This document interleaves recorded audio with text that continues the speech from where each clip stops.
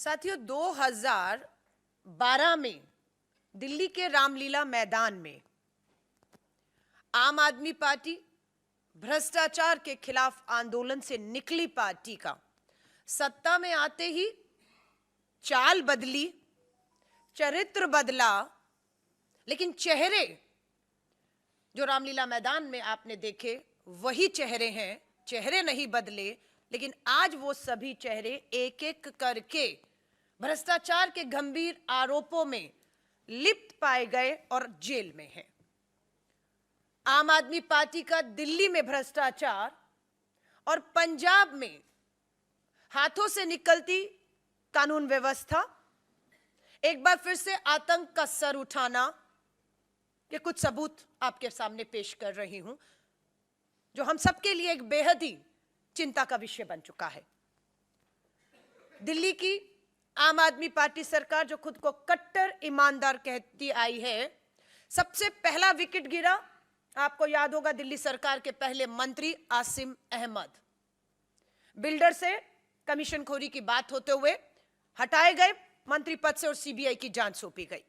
दूसरे मंत्री आम आदमी पार्टी के कट्टर ईमानदार कहे जाने वाली पार्टी के संदीप कुमार किस तरीके से राशन कार्ड के बदले में एक महिला से किस तरीके का फेवर या जबरन करते हुए वीडियो वायरल हुआ, मंत्री पद से हटाए गए। यह है चरित्र। जितेंद्र तोमर आम आदमी पार्टी के पूर्व मंत्री, फर्जी डिग्री में, जिसको दिल्ली के मुख्यमंत्री कहते रहे कि उन्होंने उनके सारे कागज डिग्री देख ली है, लेकिन जब पूरी जांच हुई तो पता लगा आम आदमी पार्टी के मंत्री, पूर्व मंत्री जितेंद्र तोमर की डिग्री फर्जी थी, मंत्री पद से हटाए गए, दोषी पाए गए और चुनाव लड़ने पर रोक लगा दी गई। उसके बाद आता है नाम आम आदमी पार्टी की नगर निगम पार्षद गीता रावत। सीबीआई ने 20,000 रुपए की रिश्वत लेते हुए उन्हें रंगे हाथों पकड़ा और जेल भेजा। उसके बाद नाम आता है दिल्ली के ही पूर्व स्वास्थ्य मंत्री सत्येंद्र जैन जी। फर्जी कंपनी, हवाला, पैसे के लेन देन में आज हम जानते हैं कि तिहाड़ जेल की सलाखों के पीछे पिछले 9 महीने से लगभग उन्हें बेल भी नहीं मिल रही और जेल के अंदर किस तरह की सुख सुविधाएं उन्हें प्राप्त हुई कि जेल ही के अंदर तिहाड़ में नाबालिग बच्ची के बलात्कार का आरोपी, जिसका नाम रिंकू है, उससे मालिश कराते हुए पकड़े गए। बाहर का खाना, हर तरह की सुख सुविधाएं लेते हुए उसी तिहाड़ जेल में पाए गए, जिसमें आज आम आदमी पार्टी के नेता मीडिया में आकर बताते हैं कि उनके एक और पूर्व उप मुख्यमंत्री, सबसे बड़े नेता मनीष सिसोदिया की जान को खतरा है। मनीष सिसोदिया जी किसी छोटे मोटे भ्रष्टाचार के मामले में नहीं, कोरोना महामारी के बीच में जब ऑक्सीजन के सिलेंडर अरेंज करने थे, वो घर घर दारू पहुंचाने की व्यवस्था कर रहे थे। एक के साथ एक दारू की बोतल फ्री। नई शराब नीति आई, भ्रष्टाचार के खिलाफ कांग्रेस ने सबसे पहले आवाज उठाई और उसके बाद जैसे ही सीबीआई मुख्य सचिव दिल्ली सरकार की रिपोर्ट के आधार पर दिल्ली के एलजी सीबीआई को जांच सौंपते हैं, जांच के डर से तुरंत दिल्ली की शराब नीति वापस ले ली जाती है, यह सोचकर कि ये बच जाएंगे। लेकिन आज सीबीआई ने 8 घंटे की पूछताछ के बाद जब मनीष सिसोदिया को गिरफ्तार किया, राहत के लिए सुप्रीम कोर्ट गई आम आदमी पार्टी, राहत नहीं मिली, उनकी रिमांड दोबारा सीबीआई को दी गई और 20 मार्च तक आम आदमी पार्टी के नेता, पूर्व मुख्यमंत्री मनीष सिसोदिया को जेल तिहाड़ में भेजा गया। उसके बाद पता लगता है कि उसी तिहाड़ जेल में ईडी ने भी अपनी लगातार 2 दिन की पूछताछ में ऐसे पुख्ता सबूत और आधार पर उन्हें गिरफ्तार कर लिया है। सीबीआई के बाद अब ईडी की गिरफ्त में मनीष सिसोदिया हैं। हमारी पंजाब की यूनिट, हमारे पंजाब कांग्रेस के अध्यक्ष, नेता विपक्ष, पंजाब के राज्यपाल को मिलकर लिखित में इस बात की मांग करके आए हैं, जो हमारा मानना है कि दिल्ली की भ्रष्ट शराब नीति के जो तार हैं वो पंजाब और पंजाब में बैठे लोग और सरकार से भी जुड़े हैं। इसकी भी सीबीआई जांच होनी चाहिए, उसे भी सीबीआई के जांच के दायरे में लाना चाहिए। इनके बाद आम आदमी पार्टी के ही विधायक अमानतुल्लाह खान गिरफ्तार किए जाते हैं एंटी करप्शन ब्रांच द्वारा। आरोप है कि वक्फ बोर्ड के चेयरमैन रहते हुए उन्होंने वक्फ बोर्ड की जमीनों के साथ में घोटाला किया, पैसे का लेन देन किया और वक्फ बोर्ड में जो नियुक्तियां हैं वो अवैध तौर से की, जिसके दोषी पाए गए और एंटी करप्शन ब्रांच ने इन्हें भी जेल पर भेजा। मामला चल रहा है। दिल्ली महिला आयोग की अध्यक्ष स्वाति मालीवाल डीसीडब्ल्यू में अवैध नियुक्ति के मामले में कि पार्टी कार्यकर्ताओं की लगातार अवैध नियुक्तियां की गई, नियम कानून के से जो है खिलवाड़ किया गया, भ्रष्टाचार के मामले में कोर्ट ने दिल्ली की महिला आयोग स्वाति मालीवाल को भी जो है वो आरोप उसके खिलाफ तय कर दिए हैं भ्रष्टाचार के। ये आम आदमी पार्टी के दिल्ली के भ्रष्टाचार के 8 मामले मैंने आपके सामने रखे हैं। इसके बाद मैं पंजाब पर आऊंगी, पर उससे पहले एक और गंभीर मामला। मनीष सिसोदिया जब वो विजिलेंस विभाग के मंत्री थे, फीडबैक यूनिट जो है वो गठन होता है। फीडबैक यूनिट का जो मूल उद्देश्य था उससे वो भटककर राजनीतिक दलों और उनके नेताओं की गतिविधियों पर जासूसी का काम लेने लगे और उसकी जानकारियां लेने लगे। फीडबैक यूनिट का दुरुपयोग सिसोदिया ने किया है, यह हमारा गंभीर आरोप है और गृह मंत्रालय से दिल्ली के एलजी को मिलकर दिल्ली के नेताओं ने इसकी भी सीबीआई जांच करने के लिए लिखा है, जिसके आधार पर गृह मंत्रालय ने सीबीआई को सिसोदिया के खिलाफ एफआईआर करने का जो है वो आदेश भी दिया है। इसके लिए 1 करोड़ का फंड भी रखा गया था। मुझे लगता है ये अपने आप में जासूसी का, देशद्रोह का गंभीर मामला एक और है जो मनीष सिसोदिया को हमेशा के लिए सलाखों के पीछे रखने के लिए काफी है। मनीष सिसोदिया जी की जान को खतरा है उस तिहाड़ जेल में जो दिल्ली सरकार के अधीन आती है, और उस तिहाड़ जेल में क्या क्या सुख सुविधाएं आम आदमी पार्टी के जो नेता हैं, उन्हीं के अभी विधायक और सौरभ भारद्वाज जो मंत्री की शपथ ले चुके हैं, शायद जेल मंत्रालय अब उन्हें दिया गया है, उनका एक वीडियो सुना देना चाहती हूं जिससे साफ हो जाएगा कि इस पार्टी का किस तरह से चाल और चरित्र बदला, पर चेहरे वही हैं। मैं सिर्फ आम आदमी पार्टी जो कह रही है मनीष सिसोदिया जी की जान को खतरा है, एक वीडियो दिखाकर आपके सामने बताना चाह रही हूं कि कितना खतरा है, ये आप इससे अंदाजा लगाइएगा।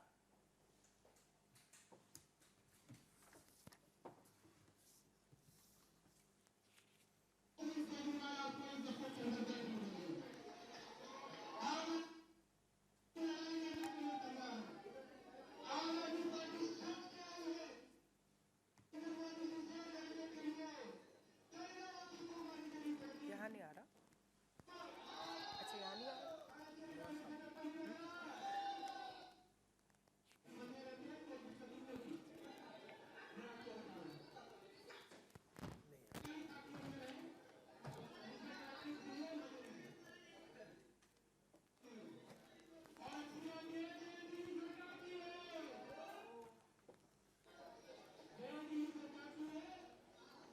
ये वीडियो हम लोग मीडिया के ग्रुप में भी दे देते हैं। बड़ी स्क्रीन पे नहीं आएगा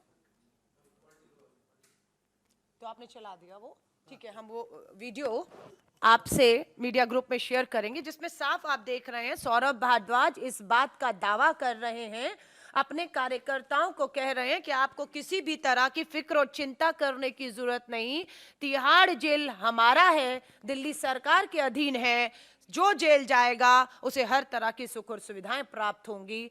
यहां से साबित होता है कि मनीष सिसोदिया जी को अगर जान का खतरा है तो वो किससे है, क्योंकि सब जानते हैं मनीष सिसोदिया जी अरविंद केजरीवाल जी के राजदार हैं।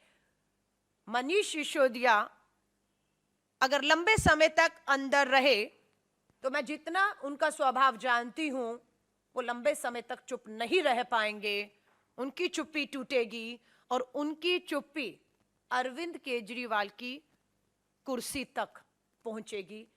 क्यों? क्योंकि आपका नीति शराब नीति को लेकर जो भी फैसले हो रहे थे वो दिल्ली के मुख्यमंत्री की जानकारी में हो रहे थे, उनकी इजाजत से हो रहे थे, उनकी देखरेख में हो रहे थे। मनीष ये जानते हैं सिसोदिया जी की फाइलों पे साइन उनके थे, फैसले उनके विभाग ने लिए, वो फंस गए, लेकिन अरविंद केजरीवाल अपने आप को बचा नहीं पाएंगे, मुझे ये पूरा भरोसा है, क्योंकि ईडी की सप्लीमेंट्री चार्जशीट में भी अरविंद केजरीवाल जी को आरोपी बताते हुए उम्मीद की जा रही है कि अगले कुछ समय में उनसे भी पूछताछ हो सकती है। मैं अब आपको दिल्ली के भ्रष्टाचार पे आम आदमी पार्टी को पूरी तरह तथ्य और सबूतों नामों के साथ बेनकाब करने के बाद पंजाब लेकर चलती हूं। पंजाब के हालात बहुत ही गंभीर और चिंताजनक हो रहे हैं। श्री राहुल गांधी जी ने पंजाब के चुनावों में पंजाब के लोगों को बार बार कहा कि पंजाब एक संवेदनशील राज्य है, पंजाब सरहद से जुड़ा राज्य है, पंजाब में किसी तरह का कोई प्रयोग नहीं होना चाहिए या पंजाब को प्रयोगशाला नहीं बनाने चाहिए, और वो भी ऐसे राजनीतिक दल जो बिल्कुल भी अनुभवहीन है, अनाड़ी है, उसके हाथ में पंजाब सौंपना किसी खतरे से बाहर नहीं होगा। आज श्री राहुल गांधी जी के एक एक कथन पंजाब की जमीन पर सच साबित हो रहे हैं, ये दुख के साथ मुझे कहना पड़ रहा है। पंजाब की सरकार बनते ही सबसे पहला हमला हुआ, राष्ट्रीय कबड्डी खिलाड़ी संदीप सिंह नागल की हत्या होती है 7 अप्रैल को। इस हत्या के बाद अभी आपने देखा सिद्धू मूसेवाला, एक युवा कलाकार की दिन दहाड़े सरेआम हत्या होती है, और उस हत्या की साजिश भी दिल्ली सरकार के अधीन तिहाड़ जेल में बैठकर साजिश होती है। आज सिद्धू मूसेवाला जी के परिवार पंजाब की विधानसभा के बाहर बैठकर अपने बेटे की हत्या के जो दोषी हैं उन्हें सजा देने की और न्याय की मांग कर रहा है। पूरी कांग्रेस पंजाब की सिद्धू मूसेवाला जी के माता पिता के साथ पंजाब विधानसभा के बाहर उन्हें न्याय देने की बात कर रही है। सिद्धू मूसेवाला जी की सुरक्षा में कमी और कटौती बिना सोचे समझे पंजाब सरकार के फैसले ने उन्हें मौत के मुंह में पहुंचाया।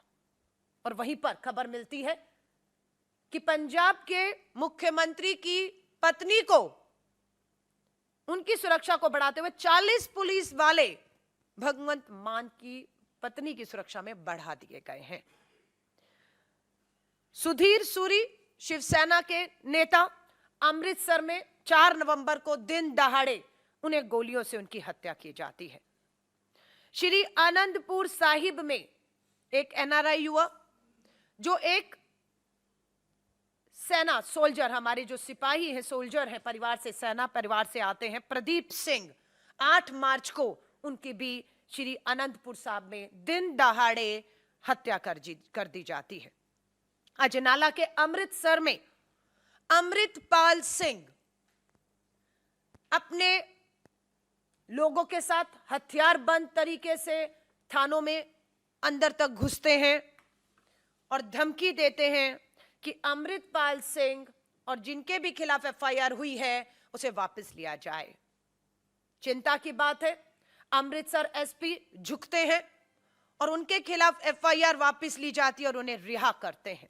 यानी कि दिखता है कि पंजाब की पुलिस ने और सरकार ने पंजाब में पनप रहे, दोबारा से सर उठा रहे आतंकवाद के सामने घुटने टेक दिए हैं।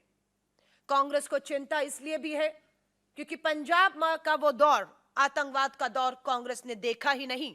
कुर्बानियां देकर, तब के मुख्यमंत्री बयान सिंह जी की कुर्बानियों के बाद वहां शांति बहाल हुई और आज उस शांति को एक बार फिर से चुनौती मिल रही है।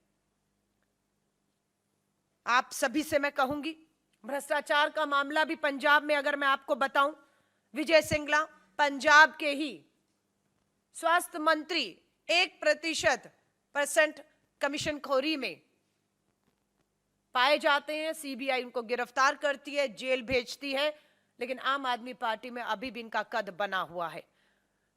आम आदमी पार्टी के अमित रतन 5 लाख की रिश्वत लेते हुए पकड़े गए हैं। ये लगातार भ्रष्टाचार के मामले में कहूं या पंजाब में चरमराती कानून व्यवस्था कहूं, हत्या कहूं जिस तरीके से पैर फंसा रही है, ये हम सब के लिए बेहद चिंता का विषय जो है वो बना हुआ है। बात उठ रही है, विपक्षी एकता कहां है? मैं हर एक को कहूंगी, किसी भी धोखे में मत रहें। जो अपने आप को विपक्षी बता रहे हैं, वो कितने विपक्ष में हैं, ये आप और हम साफ देख रहे हैं। हमारा मानना है कि कन्याकुमारी से कश्मीर तक 4000 किलोमीटर भारत जोड़ो यात्रा ने एक बार फिर साबित किया है कि पूरे देश में राष्ट्रीय स्तर पर अगर कोई सबसे मजबूत विपक्ष एक खड़ा है आज भाजपा की तानाशाह सरकार के खिलाफ, तो उस एक राष्ट्रीय मजबूत विपक्ष का नाम है भारतीय राष्ट्रीय कांग्रेस, और उनके नेता का नाम है श्री राहुल गांधी, जो किसी तरह के भी किसी भी दबाव में नहीं आ रहे हैं। मल्लिकार्जुन खड़गे साहब भी पूरी ताकत बनकर भाजपा की इस तानाशाह सरकार और उनका द्वारा संवैधानिक संस्थाओं के दुरुपयोग पर लगातार अपनी आवाज को उठा रहे हैं। कर्नाटका में कमीशन खोर बोम्मई सरकार का विधायक का बेटा 40 लाख रुपए की रिश्वत लेते हुए पकड़ा गया। 8 करोड़ कैश पकड़ा गया। ईडी वहां नहीं जाने दी जाती। किसके द्वारा? केंद्र की भाजपा सरकार द्वारा। किसी भी भाजपा नेता या वो नेता जो भ्रष्टाचार में पकड़े गए लेकिन भाजपा में शामिल हो गए, इन दोनों लोगों के खिलाफ पिछले 9 सालों में आपने कहीं भी कोई भी कार्रवाई होते हुए नहीं देखा होगा। यहीं से हमारे आरोप साबित होते हैं कि केंद्र की भाजपा सरकार अपने इशारों पर इन संवैधानिक संस्थाओं को जो है वो नचा रही है कि कोई भी भाजपा का नेता या भाजपा से समझौता करने वाले नेताओं पर आंच नहीं आएगी। कांग्रेस की अगर बात करूं तो यहां पर फिर पक्षपात बिल्कुल किया जा रहा है। 9 साल से केंद्र में भाजपा की सरकार है। आज कांग्रेस गर्व से इस बात को दोहराती है। 9 साल देश पूछ रहा है केंद्र की भाजपा सरकार और प्रधानमंत्री जी से, 9 साल कम नहीं होते। 9 साल से आप सत्ता में हैं। देश के पूर्व प्रधानमंत्री जी डॉक्टर मनमोहन सिंह जी आज हमारे बीच में हैं, बिल्कुल उनका आशीर्वाद है। कोलगेट 2G 3G हर तरह के आरोप लगाए, लेकिन गर्व से कहते हैं कि डॉक्टर मनमोहन सिंह जी हो, उनके जितने भी पूर्व केंद्रीय मंत्री हो, उनकी सरकार में रहे सांसद हो, किसी एक पे भी केंद्र की भाजपा सरकार 9 सालों में एक भी आरोप साबित नहीं कर पाई।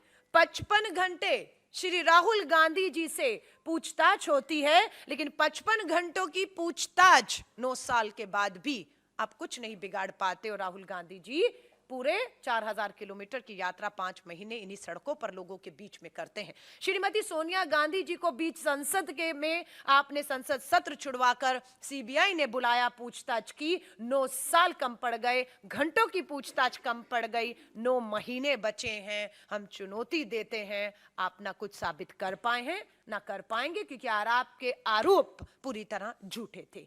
तीसरी अब मैं बात आती हूं, पहला उदाहरण भाजपा, दूसरा कांग्रेस, अब तीसरा आम आदमी पार्टी। यहां पर भ्रष्टाचार है। यह कांग्रेस ने पुख्ता सबूत पंजाब कांग्रेस हो, दिल्ली कांग्रेस हो, हमने दिए हैं।